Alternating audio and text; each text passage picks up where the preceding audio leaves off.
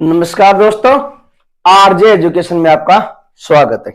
दोस्तों, पिछले वीडियो में हमने बात की थी अक्षांश रेखाओं की, लैटिट्यूड की।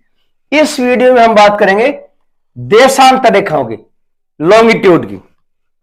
देशांतर रेखा वह रेखा होती है जो उत्तरी से दक्षिणी ध्रुव को मिलाने वाली काल्पनिक रेखा है, वो देशांतर रेखा कहलाती है। जैसे ये हमारा ग्लोब है, ये उत्तरी ध्रुव है और ये है दक्षिणी ध्रुव। इन दोनों को मिलाने वाली जो रेखा है ये कहलाती है देशांतर, 0 डिग्री देशांतर। उत्तरी ध्रुव को दक्षिणी ध्रुव से मिलाने वाली रेखाएं हैं, वो कहलाती हैं देशांतर रेखाएं। देशांतर रेखाओं की सबसे बड़ी बात, ये देशांतर रेखाएं आपस में उत्तरी और दक्षिणी ध्रुव पर मिल जाती हैं। यह है 180 डिग्री देशांतर, यह है 180 डिग्री देशांतर, यह है 0 डिग्री। यह भाग कहलाता है पूर्वी गोलार्ध, पूर्वी गोलार्ध, और यह कहलाता है पश्चिमी गोलार्ध। तो याद रखना 180 और 180 तो कुल जो देशांतर रेखाएं हैं, देशांतर रेखाएं वो है 360। देखिए अक्षांश 181 थे। अक्षांश में 2 बिंदु थे जो अक्षांश रेखा नहीं कहलाती थी, लेकिन देशांतर में कोई देशांतर बिंदु नहीं है, पूरी रेखाएं हैं, तो देशांतर रेखाएं 360। देखो ये 0 डिग्री अक्षांश था, 0 डिग्री अक्षांश, जिसमें अपन ने पिछले वीडियो में बात की थी, और ये है 0 डिग्री देशांतर। तो अक्षांश जो है वो कभी भी आपस में मिलते नहीं हैं। अक्षांश जो है वो कभी भी आपस में मिलते नहीं हैं, जबकि देशांतर जो है, देशांतर उत्तर और दक्षिणी ध्रुव पर आपस में मिलते हैं। तो प्रत्येक देशांतर एक दूसरे देशांतर को छूती है। तो अक्षांश की बात करें तो अक्षांश के प्रत्येक अक्षांश के बीच की दूरी है वो निश्चित है 111 किलोमीटर। 2 अक्षांशों के मध्य की दूरी है वो 111 किलोमीटर है। जबकि देशांतर की बात करें तो उत्तर और दक्षिणी ध्रुव में देशांतर की दूरी 0 हो जाती है, जबकि 0 डिग्री जो अक्षांश है इसके ऊपर अक्षांश रेखाओं की सर्वाधिक दूरी होती है। ये 2 देशांतरों के मध्य, 2 देशांतरों के मध्य सर्वाधिक जो दूरी होती है, सर्वाधिक दूरी वो होती है 111.32 किलोमीटर, और ये कहां होती है? भूमध्य रेखा पर। तो 2 अक्षांशों के मध्य सर्वाधिक दूरी होती है, वो होती है भूमध्य रेखा या 0 डिग्री अक्षांश पर। यहां पे कितनी होती है? 111.32 किलोमीटर। जैसे जैसे उत्तर की ओर जाएंगे, दक्षिण की ओर जाएंगे, 2 देशांतरों के मध्य की दूरी है वो धीरे धीरे कम होती जाएगी, और उत्तर और दक्षिण में 2 देशांतर आपस में मिल जाती हैं। तो देशांतर रेखाएं 360, सर्वाधिक दूरी होती है वो होती है भूमध्य रेखा पे। कितनी होती है? 111.32।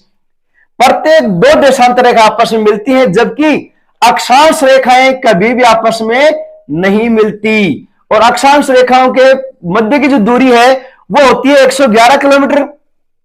यहां से 111, इस अक्षांश से इस अक्षांश के मध्य 111, प्रत्येक 2 अक्षांशों के मध्य बराबर दूरी 111, जबकि देशांतरों में केवल भूमध्य रेखा पर 111.32 किलोमीटर होती है। बाकी उत्तर से दक्षिण की ओर जाएंगे, उत्तर जाएंगे या दक्षिण की ओर जाएंगे तो 2 देशांतरों के मध्य की दूरी कम होती जाएगी।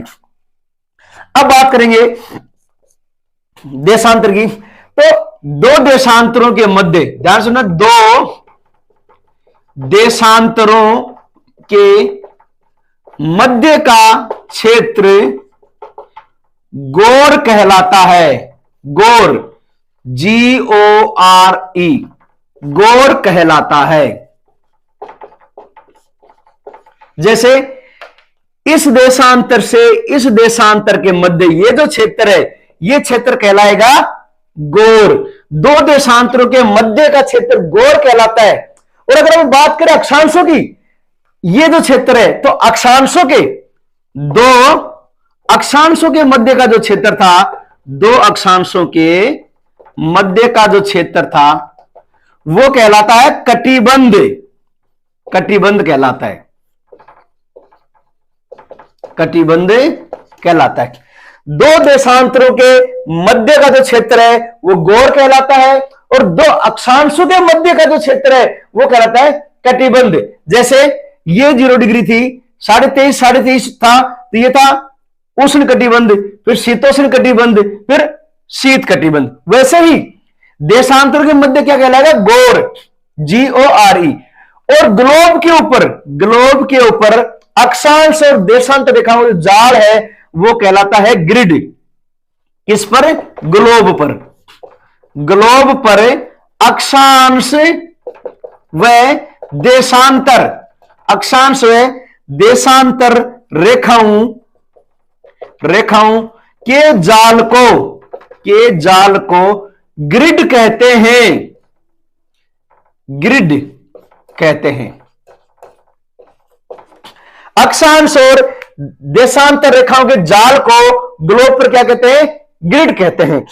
अब ये जो 0 डिग्री देशांतर है इसे अपन ग्रीनविच रेखा भी कहते हैं। ग्रीनविच रेखा, क्योंकि ये लंदन के ग्रीनविच शहर से गुजरती है। और ये ग्रीनविच जो रेखा है 0 डिग्री देशांतर है, ये कितने महाद्वीपों से गुजरती है? यूरोप महाद्वीप, अफ्रीका महाद्वीप और अंटार्कटिका महाद्वीप। तो याद रखना, अफ्रीका महाद्वीप,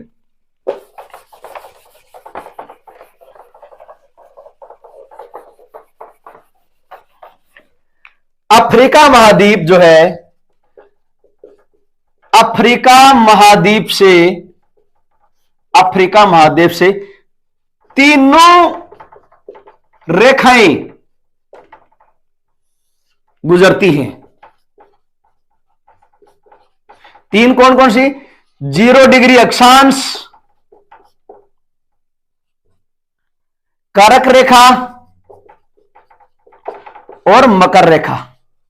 यह तो अक्षांश की बात हो गई। अगर बात करें देशांतर की, तो देशांतर जो है, देशांतर है वो गुजरता है यूरोप, अफ्रीका और अंटार्कटिका। तो अफ्रीका ऐसा महाद्वीप है जहां से कर्क रेखा, मकर रेखा, 0 डिग्री अक्षांश से और 0 डिग्री देशांतर भी गुजरता है। अफ्रीका महाद्वीप से तीनों रेखाएं गुजरती हैं और अक्षांश और देशांतर रेखा भी गुजरती है। अब बात करेंगे ट्विलाइट।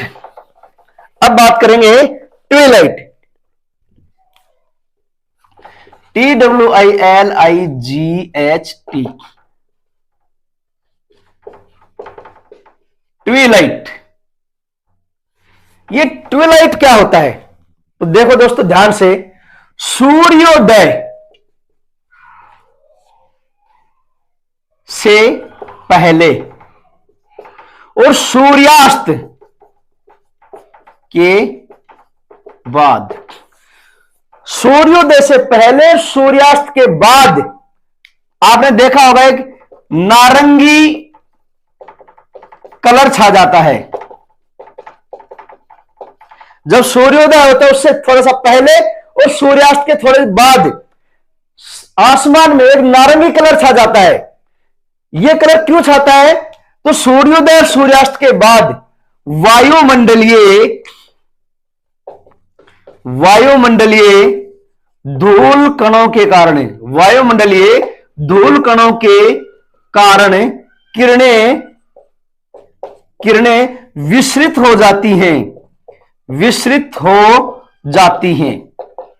जिस कारण रंग जो है वो नारंगी कलर का हो जाता है और जिसे कहते हैं ट्विलाइट। क्या कहते हैं? ट्विलाइट। ये सबसे इंपॉर्टेंट है, ट्विलाइट।